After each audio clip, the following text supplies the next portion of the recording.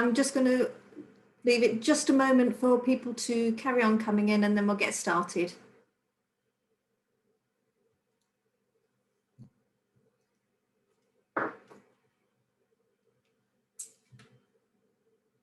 Okay, I'm going to kick off now, and hopefully everybody's in. Welcome to this session. My name's Heather Jameson. For those of you who don't know me, I'm editor of the MJ Municipal Journal and our website, themj.co.uk. Well, I'd like to introduce our three speakers who will be joining us in a moment for this session, which is on Speaking Up for England, Labour and the Progressive Case for Place. I'd like to welcome Steve Reed, James Frith and Tracy Brabin. Steve has been MP for Croydon North since 2012, and prior to that he was leader of Lambeth Council for 6 years. And since April 2020 he's been Shadow Secretary of State for Communities and Local Government. James Frith was Labour MP for Bury North from 2017 to 2019. And Tracy Brabin was MP for Batley and Spen from 2016 until her resignation last week to take up the post of Mayor of West Yorkshire. We'll hear from them speaking in just a moment, and you'll have the chance to ask them questions after they've each said a few words. So you might want to get your questions ready, and I'll be taking questions after that. So I'd just like to say, I think we're at an interesting point at the moment in terms of devolution and place. The Local Recovery and Devolution Bill has been dropped in favour of a levelling up white paper to come at some point in the future. We're still trying to unpick what that means at the moment. So far, it seems to indicate that there's been a shift away from local government's economic growth and towards a more business and infrastructure-led growth. We've got a government that says it's committed to devolution, but it's very, very centralising, and its success with the vaccine rollout won't help that. And we're seeing a massive rise in community empowerment at the moment, which is really bringing hyper-local to the fore, which I think is a real opportunity, actually. So has the time come now for a revolution in Labour's priorities? Should you be the party that is offering devolution in a way that the current incumbents at number 10 aren't? And how can we ensure that building back better means building back local? So it's interesting times, but that's quite enough from me. And I'm going to hand over to our panelists for their initial thoughts before we have questions a bit later. So Steve, can we start with you? Thanks a lot, Heather, and great to join everyone here on this panel discussion. Now, place, of course, was, I don't know if any of you read the Labour Together review following our general election defeat. That was put together by people from right across the spectrum of our party, but they identify place as a very key plank of Labour for both campaigning and for building policy as we climb the electoral mountain that we were left with following the crushing defeat of the December 2019 general election. And the reason for that is we have a Conservative Party currently that is dividing the country. They are deliberately using culture wars, stoking the politics of division, because they believe that is where they can find an electoral advantage. Now, place, of course, whatever differences we have in terms of age, ethnicity, other demographic factors, living together in the same place means everybody has a shared interest in that place doing well. So where the Tories want to divide and pull people apart, place is the locus that the Labour Party can use to bring people back together with a politics around place that shows that ours is the party for everybody, while the Conservatives is the party who's only interested in some people. Looking at the past year, this sense of people looking out for each other in their neighbourhoods, neighbours looking out for each other, that sense of togetherness is one of the few bright spots that people point to when you speak to them, and they contrast it with the politics of division that we saw over the previous 4 years around the issue of Brexit. People feel the country is more divided than ever before. They don't like it. They want to come back together, and place is our way into that agenda. Now, how do you help people to shape their own localities and their own places? Well, we have to get power out of Whitehall, where it's over centralised, and into the hands of people in their own regions, in their own localities. This cannot be a model of statism, centrally directed decisions from far away from the area that we're taking decisions about. We have to open up power and put it in the hands of local people. That's why it's so interesting. The devolution bill has been dropped. Despite the Conservatives trailing it for a good 2 years plus, it didn't appear in the Queen's speech. And I can't help thinking that's because Labour won 11 of the 13 mayoral elections across the country, including, of course, our great friend Tracy Brabin, now the elected mayor of West Yorkshire. The Tories can see Labour winning, so the Tories have dropped their plans for opening up devolution. Now, the kind of things that we can do with power in the hands of local people is just take a big issue like jobs, investment and work, for instance. The Tories are just offering more of the same low wage, low skilled jobs in the gig economy, when what's needed is bringing in the infrastructure that will attract in the investment to fund the good, secure jobs, sustainable jobs of the future. But the Tories are not doing that. They're not, in their terms, levelling up. They continue to pull the country apart. And you can see that in the ways that they're directing funding, not to the areas that are most deprived, because they've taken deprivation indicators out of the mechanism by which they choose where the funding goes. They're shifting money to where they think there is a political advantage to them. So continuing with that same trajectory of pulling the country apart, rather than investing across the whole country, so that every single place in our country, whether it's a village, whether it's a town, whether it's a city, whether it's a rural area, every single place needs to be the best place, in Keir's words, the best place to grow up, the best place to grow old, and the best place to live. We're not seeing that from a political part, our Conservative Party, that is intent on pulling our country apart in every which way. And I think there's a real opportunity for Labour to now own this political agenda of place by supporting a thoroughgoing model of devolution and citizen empowerment of a kind we've not seen delivered in this country, certainly not for a generation or more.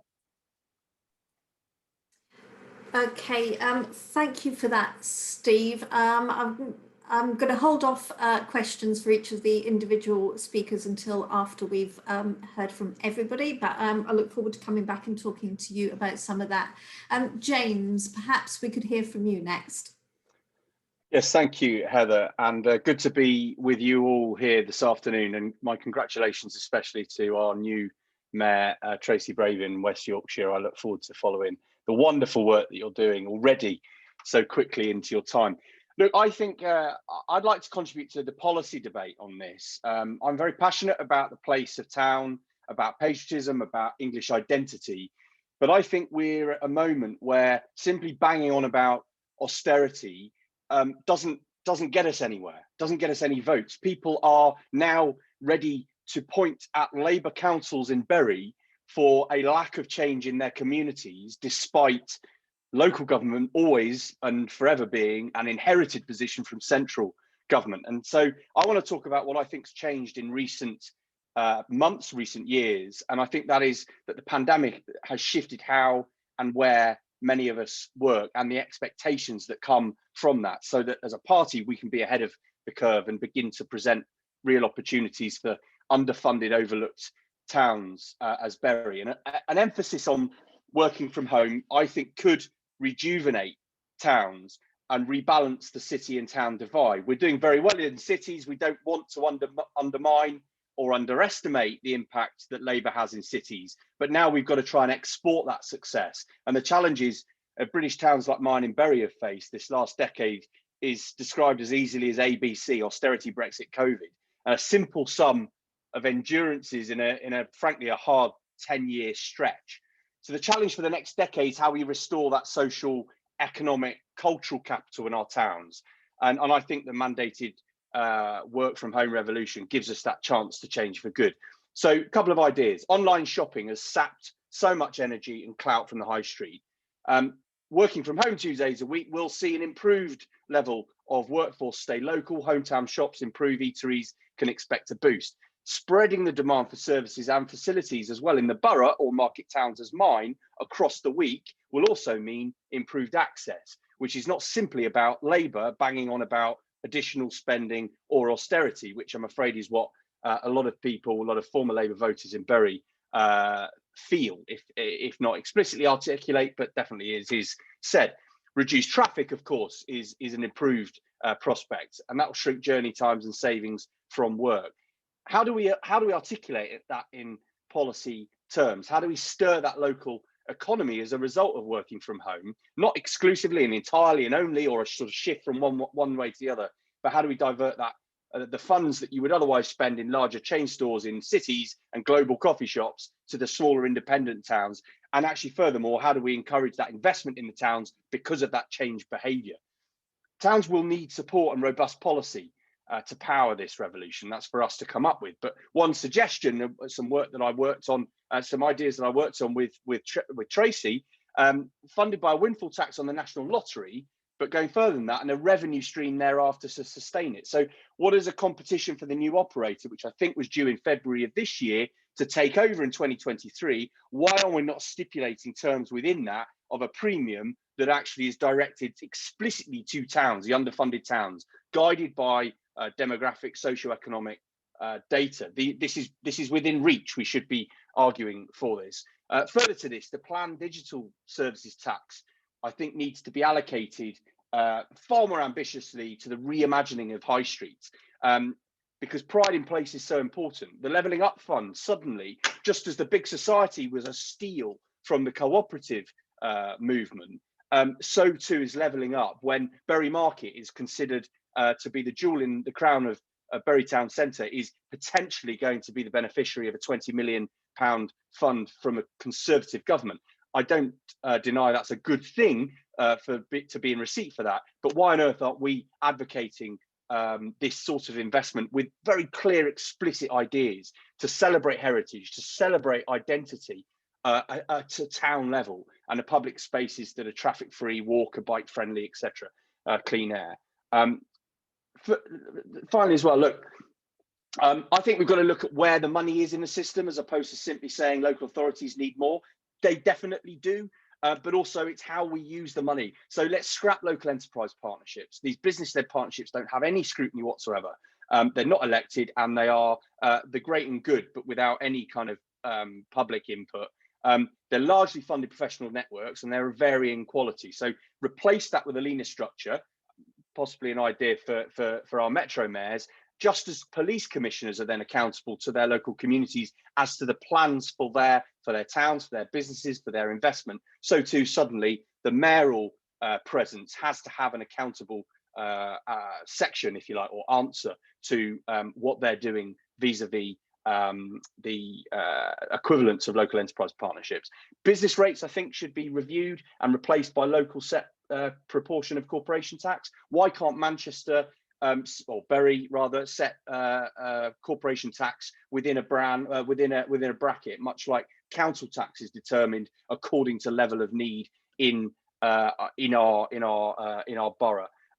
Manchester has great innovation and entrepreneurialism. Bury has the largest per head population of startups in the whole of Greater Manchester. We went into the last general election saying that the vast majority of those who were victims of austerity, that did get on their bike and create their own employment with as entrepreneurs, were then told by the Labour Party that we were going to come along and take 10% of their efforts, and they had no say in it. We've got to stop sounding judgmental on success. We've got to stop thinking it's enough to simply point kind of voyeur-like at impoverishment and injustice, and actually come up with some progressive answers to it. I hope I've given you a flavour for what that could be. Finally, passion of mine, further education. They are huge assets to our town, but we don't say enough on them. We're not ambitious enough about it.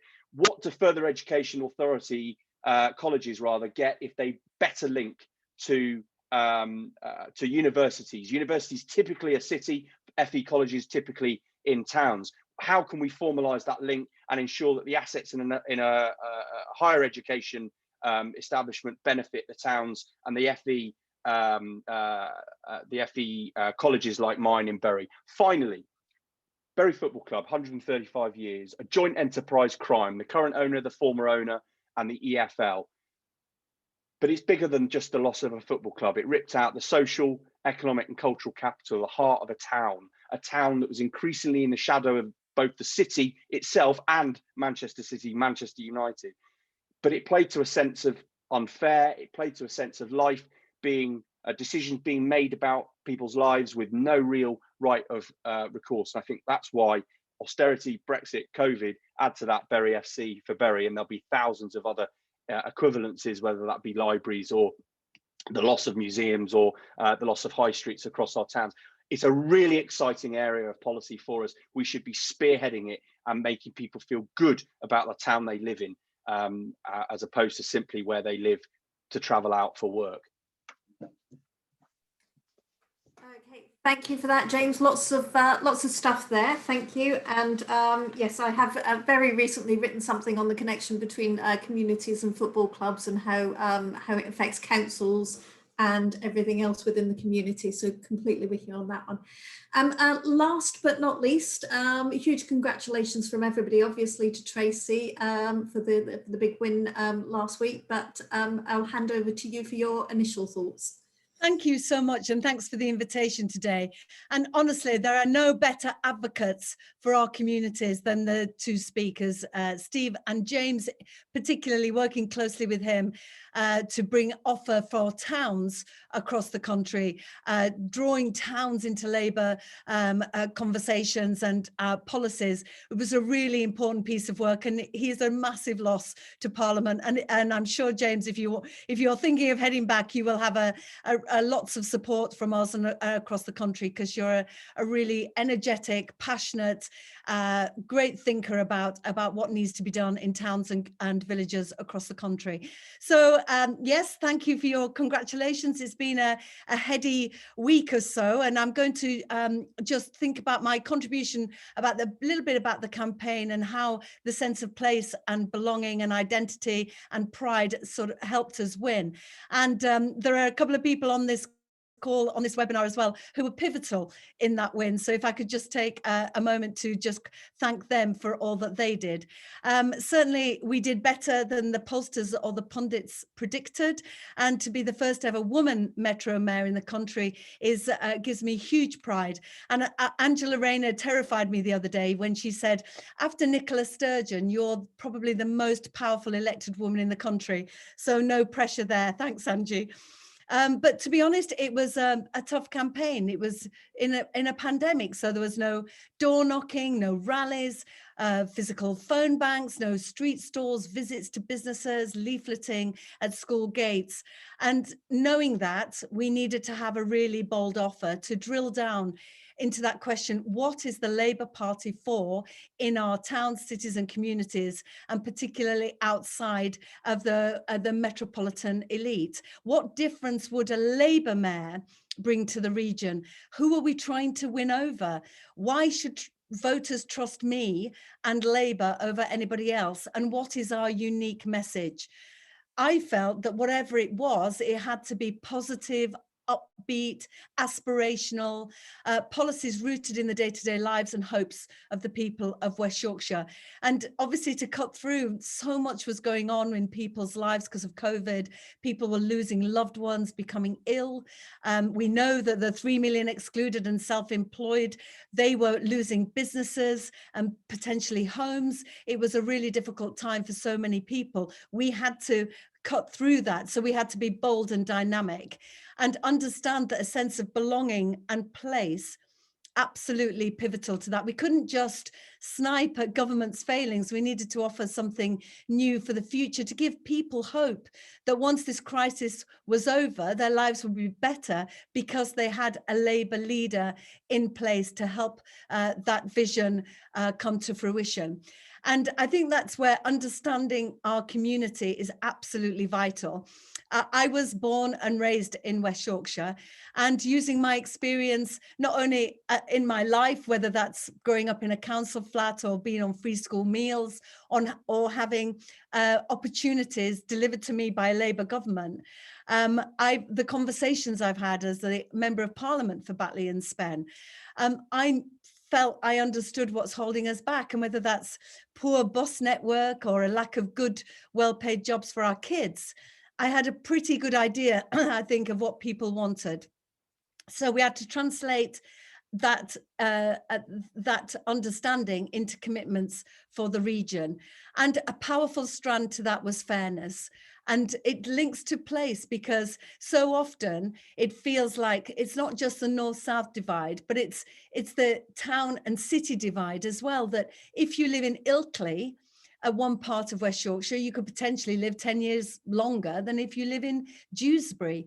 And that injustice, I think, was really important for people, and people got that.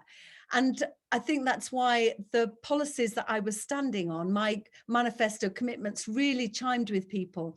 So whether that is 1,000 decent jobs for young people, 5,000 social homes and affordable homes, or 750 more police officers and staff, bosses that run for us, not for the shareholders, a champion, bringing in a champion for inclusivity and diversity into my team, a creative new deal that focuses on well-being after the COVID pandemic, and a plan for zero carbon by 2038, but focusing on warmer homes and lower energy bills. All of these policy commitments came from my understanding, from my experience, and from my understanding of the community. And they were tangible and important for the people and the voters themselves as well. So they're not just political sticks to beat the government, but practical ideas for a positive future that looks to a brighter future for the children of voters, because that's really important. But these decisions mustn't be made, as Steve said, by strangers in Whitehall and Westminster. Devolution is an opportunity to bring that decision making closer to home, to feel that we own our own destiny, we have agency over our own lives, and that pride in place is really important. And so if I may just talk about looking to the future, obviously we've got a by-election, as you say, in Batley and Spen, a by-election we absolutely must win, but also we're preparing, aren't we, for government? And I think the lessons that we've learned in our campaign hopefully can also be taken across to Labour campaigns around the country, whether that's by-elections or council elections, or obviously for the general election, because the need for digital skills was really important during my campaign, but I think that priority must stay with us. Devolution in the party, in the UK rather, should be matched by devolution in our party, and that is about handing down the power to get your message out there to councillors, to activists. And whether that's through making sure that we have digital skills and training for councillors, offers for community activists to try and engage with people, to how we, not just campaign on the ground, but then translate that into digital campaigns, into films online, into WhatsApp groups, into Instagram posts, making sure that everyone is engaged. And we have seen, as James and Steve did mention, the emerging new Northern Labour, with Labour metro mayors stacked along the M1 and M62, speaking for millions of people and winning at the ballot box. And they're winning because they know their community and they're offering real change and focusing on connecting with the public. And I'm commuting currently from Gomersall into Leeds on the bus into work. And I tell you, understanding on the ground how frustrating that network is, really gives me rocket fuel to change it. And the other day I was coming back from work, and a young guy, really trendy 30-year-old, came up to me, and honestly he was nearly crying, and he said, "I voted for you because you're one of us and you're going to make change for us.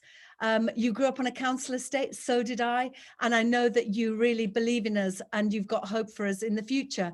And I think it is that connection with your leaders, in the same way Andy Burnham has really connected with the people of Manchester, to say that I will be your voice and your advocate and your champion.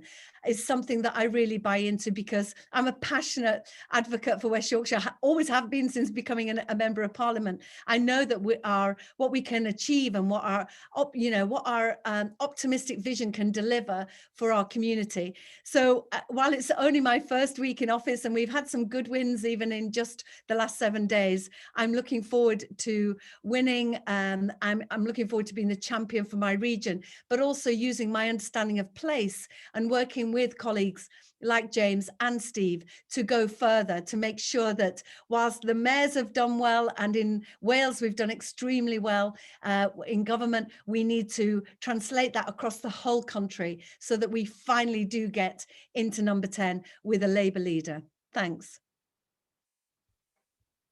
Okay, thank you so much for that, Tracy. I've got plenty of questions from myself, but for the moment, I think we've got to stick to the questions that are coming in from the viewers.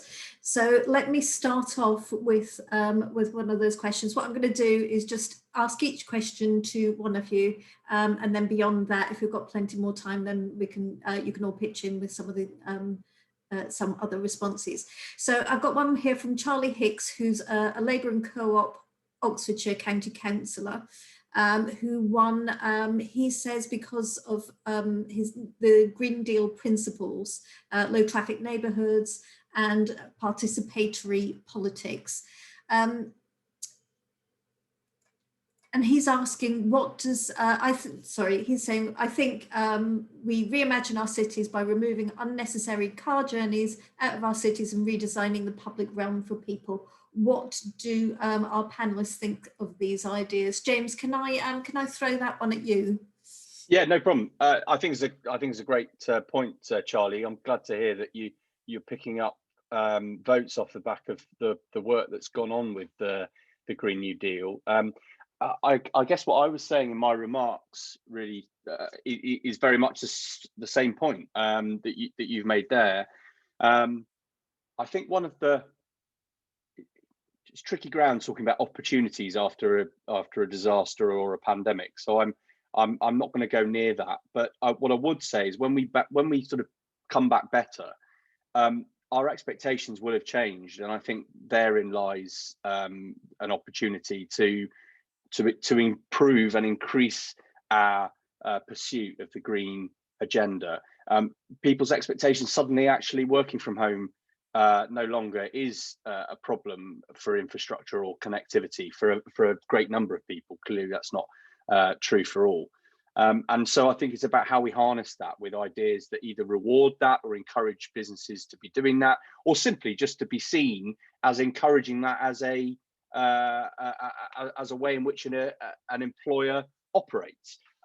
Whether we don't, I think sometimes there can be an instinct to jump to legislating or jump to taxing or jump to anything more than the sort of cultural changes. But we do need to up the ante on behaviour and up the ante on the change that we're making to the climate emergency crisis. And I think our behaviour is the single biggest contributing factor. So the fact that there has been forced behaviour that then has some benefit, I think Labour's got a really strong voice within that, because the Tories are still stuck in a sort of, we'll conserve what we've got and sort of change it bit by bit. I'm more interested in the radical opportunity. Okay, thank you for that, James. I'm going to go to Steve next with this question. It's from Philip Watson. Has anyone thought about has any thought been given to the cooperative solutions such as Preston Council? Steve, I think that's ideal for you given some of the work that you did when you were in Croydon. Yeah. When I was in Lambeth, actually. So yes, Preston is one of the councils in the Co-op Councils Innovation Network that I set up with Jim McMahon when we were both leaders of council, and Sharon Taylor, who's the leader of Stevenage. And the point there was to try and open up decision making at the local level. So, we've talked already about devolution and getting power out of Whitehall and into the regions and cities and towns of the country. But a closed town hall can feel just as remote as Whitehall if they won't listen to the needs that you or your community have. So we need like a two-step devolution from Whitehall out into the country, but then empowerment of people, of citizens, where they live in their communities, over the neighbourhoods that they live in, over the public services that they use, and in terms of industrial or economic democracy, a bigger say over the places where they work as well. So a very thoroughgoing model of opening up power is long overdue in politics, in my view. You know, we live in a digital age now, and yet in politics we still seem to be stuck with the decision-making structures of the industrial age, as if information, data and connectivity hadn't opened up as a result of digital platforms over the last 2 decades. And we can't allow politics to become an anachronism in this sense. We have to look at what are the ways of opening up decision-making alongside the ways that we can talk to other people in similar circumstances, whether that's in our community or somewhere else. So for me, a very big part of what we need to be doing beyond devolution is empowerment directly to citizens. And you know, I saw the post Charlie Hicks put in earlier on about how they'd won with more participatory models of decision making. People do like that, and it can be done in a way that doesn't overburden people who have many other things going on in their life. You know, you're not going to get parents with little children coming out to sit in a church hall in a meeting in the way that we do in the Labour Party. But there are plenty of other ways to engage people, play and say models. So you get people going to where the kids are in their play groups or nursery groups, and you just listen to their lives and they will tell you what's going on. All of that data you can use to reshape the services that they're using. So for me, very much, we need to get away from this old style of decision making where the politicians take decisions about people and instead flatten the structure, open up decision making and do things with people, not to people. That's the core of what Preston are doing. And we've also got, I think it's over 30 councils now in the Co-op Councils Innovation Network, different parts of the country doing very, very similar things. And it really is worth looking at and learning from for the Labour Party nationally. Thank you, Steve. And I would suggest if anyone's interested in using digital methods and all that kind of thing, there's been some fantastic work by Audrey Tang in Taiwan on doing some effectively crowdsourcing policy, which is through digital methods. So really, really interesting stuff there. Tracy, I'm going to ask you this one. It's from Tom Canham.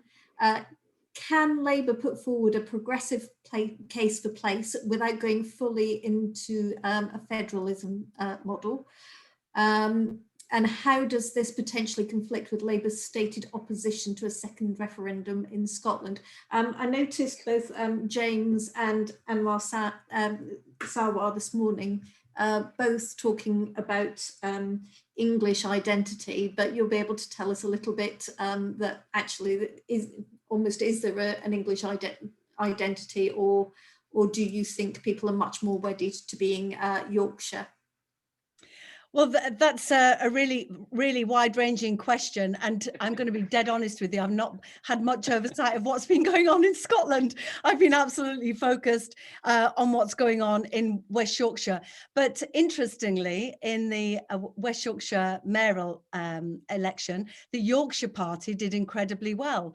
It came third, and they were surprised, and we were surprised. But actually, we have been campaigning, and I have been part of this since becoming a member of Parliament for the One Yorkshire, and everybody was determined to try and get that One Yorkshire, but it was scuppered by government. Government refused to let that happen, so we got from the Leeds City region lots of different versions, and finally landed on the West Yorkshire mayor, because I think Leeds City region meant that it was focused on a city, and would that feel that everybody else was engaged and reflected. So I think there is a real demand and a need for people across the country to have that sense of identity and belonging. But it is also, if you drill down into communities like Batley and Spen, there is a real South Asian community and a sense of identity there about your villages, the way your family grew up in Pakistan or in India, and yet that community is definitely Yorkshire. Or there is the Irish Catholic community that have, came for many decades ago to work in the textile factories, and they identify very much as Yorkshire as well. So there is that sense that being from Yorkshire, and we do have a really strong identity about who we are, gives us that authority to speak up on our lives and our future, and to bring that decision making closer to us. And my mum has a great phrase, "Oh, well, I don't want to be taken for a Tatar." And that's something about the Yorkshire sensibilities. We don't want people making us taking us for granted, or trying to get one over on us, because we know what we want, and we're quite direct and clear speaking about what we want.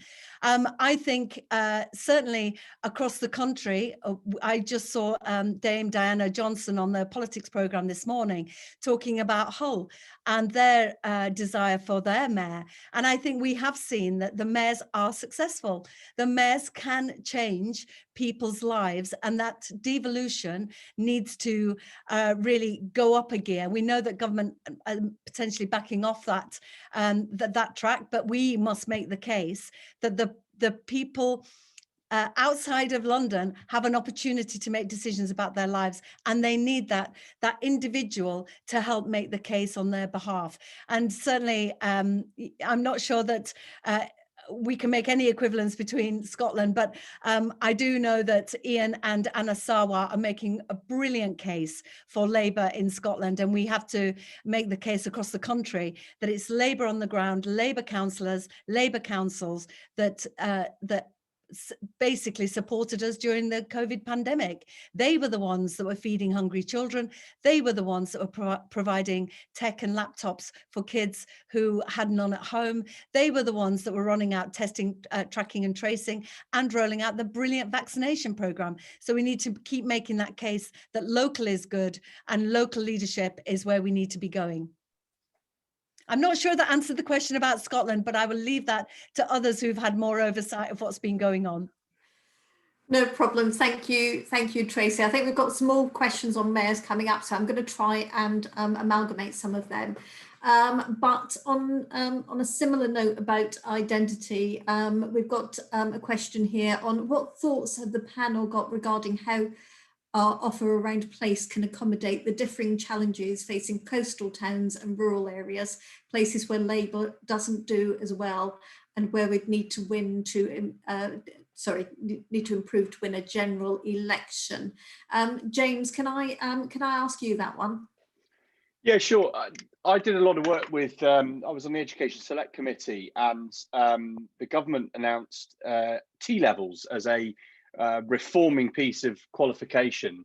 The problem is, if you study in Lowestoft College, a rural coastal town, and you take a qualification that is named after the sector you're expected to go and work in, but then the employment opportunities opposite the college are limited, then what use is that by way of social mobility? What use is that by way of a currency in the qualification?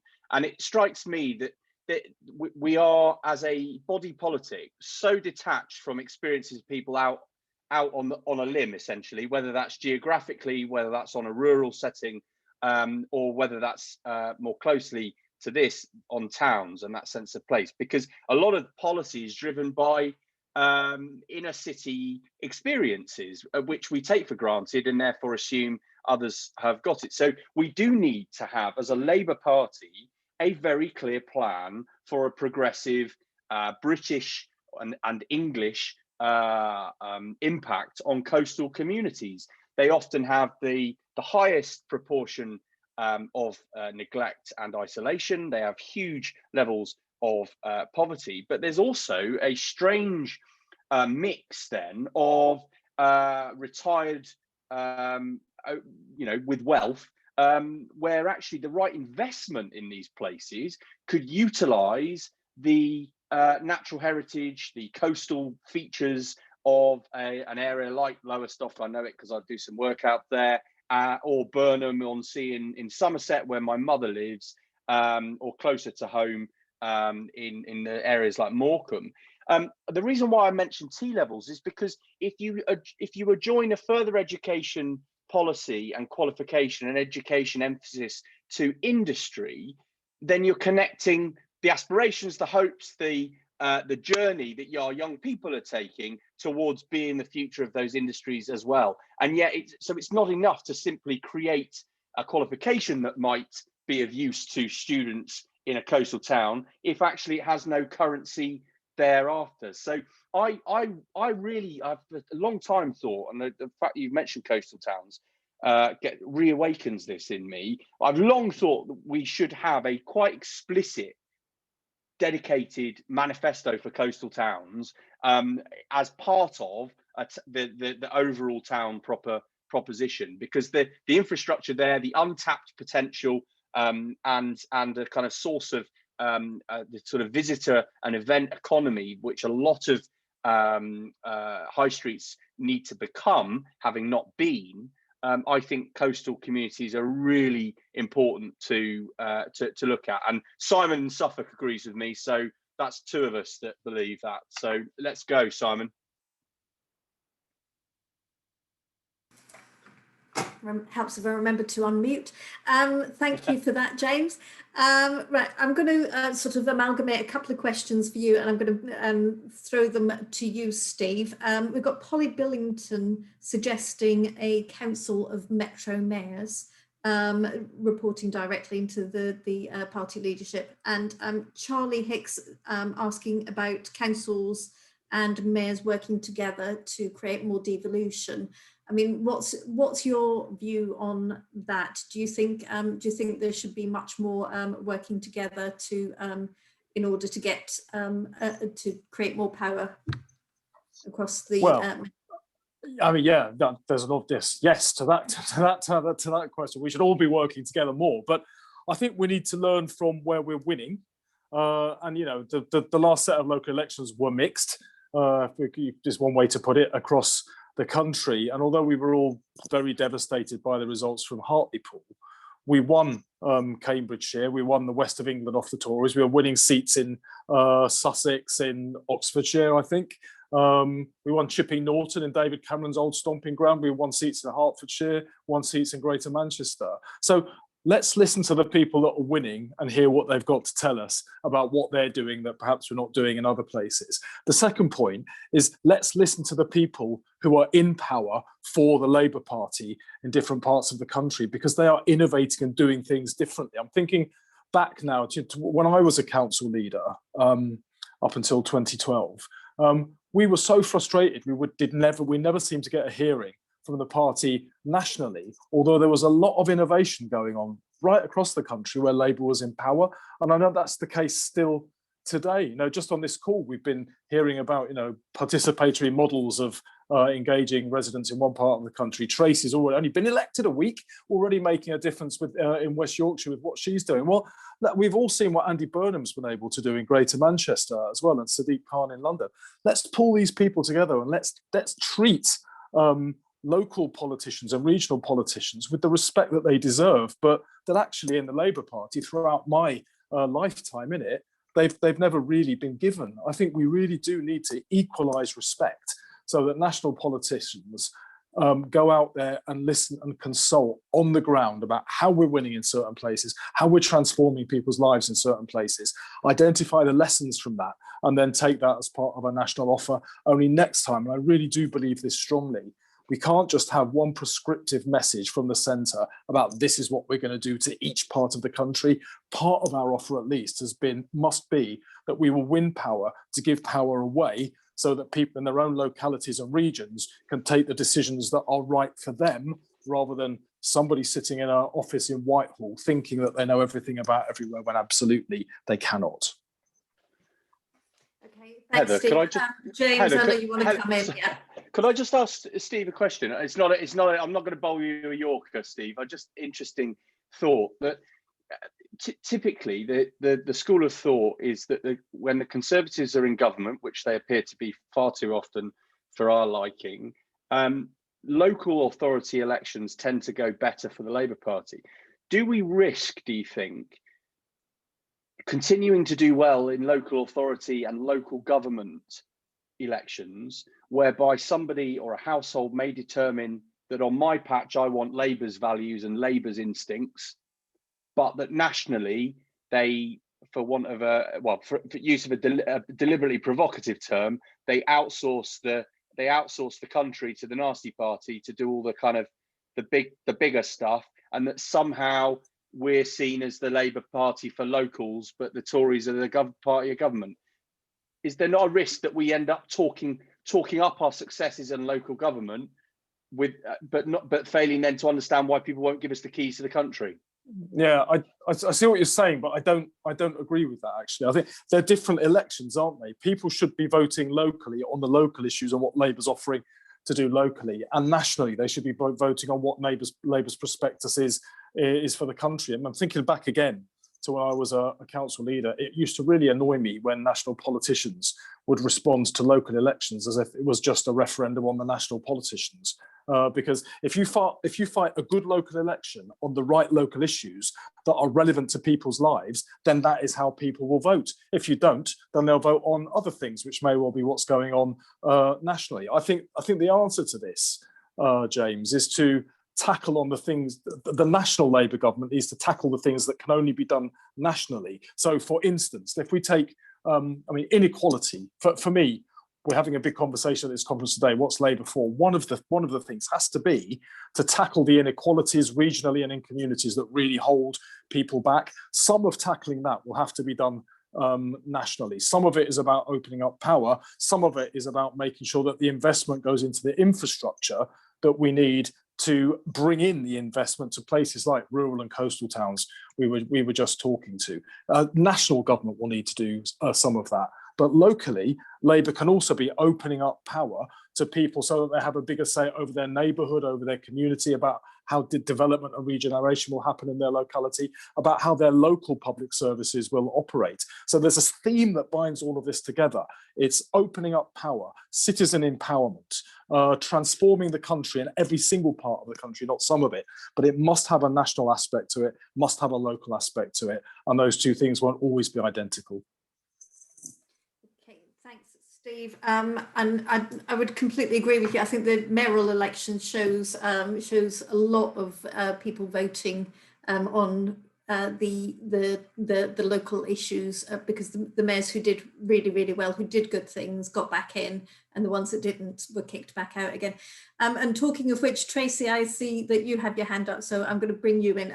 I realise we're sort of closing up time here, so yeah, I will hand over to the other two first, but if you could give us your final comments as well as what you wanted to say in response to the previous question. Oh, right. Okay. Thanks ever so much, Heather. I just wanted to say, I think this conversation about bringing the Metro mayors into the central Labour Party makes so much sense. And the fact that, for example, there's no relationship officially with the shadow cabinet and the mayors. And I think, you know, to have a monthly catch up with the Labour mayors makes a lot of sense. The Labour PCCs makes a lot of sense. And to, you know, to have that opportunity to understand in greater detail what's happening in the regions. And for example, just even technically, when we were on dialogue, it took quite some time to get a question about voting for your local mayor in the election. And when it's not on the script, your campaigners don't ask that question. So, you know, it's really important to have that joined up conversation, because what you don't want is this great connectivity with the Labour mayors, outside of Westminster. You know, we absolutely want it to be a Labour vision and a Labour movement across the whole country, where we work side by side, not in our silos, us in Yorkshire and Westminster. And funnily, when some colleagues in Westminster were a bit bemused about me wanting to go into what they saw as local politics, but actually it's incredibly powerful to be able to change people's lives with our Labour values, and to be able to do that with the Labour Party, and also to enable those in marginal seats in the region to be, you know, supported by a Labour mayor, to get that message out of what Labour means in government, you know, where you can make changes and changes in people's lives. It's a collective effort, and I think it's really important to bring us into the room to, you know, to be part of those conversations. And just a final thought, it's been so interesting having an opportunity to hear what Steve and James have to say, but also I think more interesting is the questions in the chat box, and I'm hoping you can, Heather, just send us a copy of the questions that we could maybe have a look at in our leisure, and, you know, really get some good ideas going forward, because surely the vision is to work together to improve the lives of the people across the country. And in the next few years, as mayors, we are a shop window for what it would look like with a Labour government. And I'm mindful of that every day, the last 7 days of, you know, I am the advocate for a Labour government. We're the sort of rehearsal for a Labour government, and it's important that we get it right and we make immediate changes to make lives better for the people, in my case, for the people of West Yorkshire. And thanks for the invitation today. Okay, James, I'm going to come to you next, just to say a few comments to wrap up, because I'm conscious we are overrunning, but I'd like to hear final thoughts from you, and then Steve afterwards. Oh, there we go. Yes, appropriately, need to unmute is perhaps the message that I want to leave you with. I think it was a mistake not to immediately launch into a policy review when Keir was elected in a formal sense. You know, businesses have continued to run, business board meetings continue to happen. Yes, there's a party of government in waiting. It's important we understand the urgency of the pandemic, but we should be able to do more than one thing at once. Instead, we've not a policy engagement, and I look forward to that formally being launched in some way, because at the moment I think there is an appetite to hear from the Labour Party again. We have at least won that right back, even if we've not moved the dial further enough, or far enough rather, to be winning seats like Bury North, which is now the most marginal seat in England, and I hope therefore the first to come back to Labour. But I want us to see ambition and radicalism. I think people have, whilst they might not give credit to the politicians for the big radical ideas that we've seen in the pandemic, there is, I think, a recognition that government can do more with the political will that changes everyday life in an instant.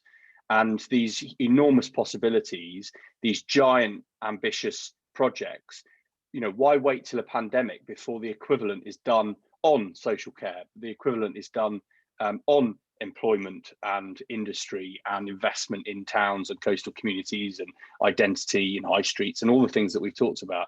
So I hope we will get radical, not as a way of ingratiating ourselves to a hard left cabal in a kind of bid to try and bridge the factions, but actually because there is a real appetite amongst voters to hear of big new ideas, of ambitious projects. And I think, sadly, that's one of the things why Cameron's Big Society was a bit of a flop, but Johnson has got that on the doorstep. People recognise the sort of hapless nature of him, but they also see him as somebody that dreams big. And I think we have become judgmental on success, and the minute people do succeed, what are we saying to them? And there's a real challenge there to offer a progressive answer to people that are getting on, getting done, getting things done, and then want the Labour Party to be back in power, changing the country for the better for everybody. And it's an exciting prospect for us, but it's not one it's not one I see enough about, albeit a caveat with the pandemic. Thank you very much. And finally, Steve, you're in a position to be able to make that change. Well, I'm not yet. We've got to win an election first. Yeah, a small mountain there to climb. But we need to be collectively, not just Labour nationally, but Labour at all levels. We need to be winning, as Tracy just did, so that we can help people make the changes they need to see in their lives. I think, to pull it back to the question that we were posed at the beginning of this session, what is the progressive case for place? Surely it's to make every single place in this country the best place to live, to grow up, or to grow old. And to do that, we have to tackle the inequalities that hold too many people and places back, whether that's regional inequalities or whether it's inequalities within communities. A key part of doing that will be to open up power, so people have a bigger say and the power to assert it over their own community, in their own workplace, and over the public services that they use. Because if that power is in people's hands, they can shift things in the direction that they want them, that they want things to go in. And if we can stop holding people and regions back, we as a country don't have to pay the price of inequality. And the price of inequality is the costs of dealing with high levels of crime, high levels of family breakdown, higher levels of mental ill health. It costs all of us as taxpayers a lot more, but the damage it does to individual lives is incalculable. If we didn't have to pay the price of inequality, all of that resource would be focused on doing other things instead, and all of those people's potential, instead of being crushed, would be opened up so they too could succeed as part of a country that was succeeding for everybody. So for me, what the progressive politics of place is really about is making sure that everyone, everywhere, whatever their background, gets the chance to succeed, because if everyone can achieve their full potential, we've all succeeded. Okay, thank you, Steve, for that. Well, I'd just like to say thank you to all the delegates on who were watching, and huge apologies to those whose questions I didn't get the opportunity to ask. Tracy, I have got hold of them all for you and can send them through to you. Thank you hugely to the panel and to Progress for letting me come on today, and I'd like to and have a great Sunday afternoon, everybody. Thank you.